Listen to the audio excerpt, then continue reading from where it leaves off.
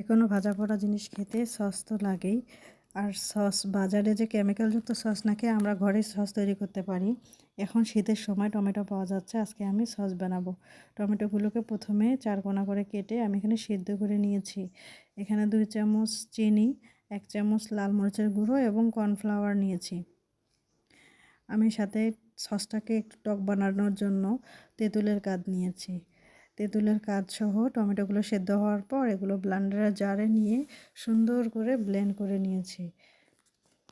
তো এই তো আমার ব্লেন্ড প্রায় হয়ে গেছে। দেখুন কালারটা কত সুন্দর এবং পারফেক্ট এসেছে। এবার আমি এই টমেটোর মিশ্রণটিকে জাল করব একটা কড়াইয়ের মধ্যে নিয়ে জাল করা শুরু করে দিয়েছি। এটা আমি যত জাল করব তত ঘন হবে এবং রঙটা গাঢ় হবে। দেখুন এখনই অনেকটা গাঢ় হয়ে এসেছে। আর একটু গাঢ় করার জন্য আমি এটাতে কর্নফ্লাওয়ার অ্যাড করব। আমরা বাজার থেকে কেনা সসগুলো যখন বোতল থেকে ঢালি তখন যেমন ভারী হয়ে পড়ে, কর্নফ্লাওয়ারটা অ্যাড করলে সেরকমভাবে পড়বে।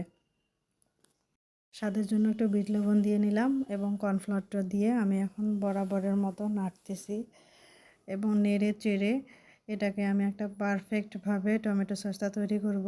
অলরেডি আমার কালারটা চলে আসা শুরু করেছে। আমার টমেটোটা যেহেতু পরিপূর্ণভাবে লাল ছিল না, তো কালারটা একটু হালকা আছে। আর আমি যেহেতু পিওরভাবে খাবো এজন্য আমি কোনো বাড়তি কেমিক্যালযুক্ত কোনো কিছু মেশাবো না বা কোনো ফুড কালার মেশাবো না। এই তো আমার টমেটো সসে বলক আসা শুরু করেছে। আমি যদি আপনাদেরকে দেখাই, দেখুন কত সুন্দরভাবে হয়েছে। এই অবস্থায় চুলা থেকে নামিয়ে এলে আস্তে আস্তে এটা ভারী হয়ে যাবে। দেখুন মাশাআল্লাহ কত সুন্দর।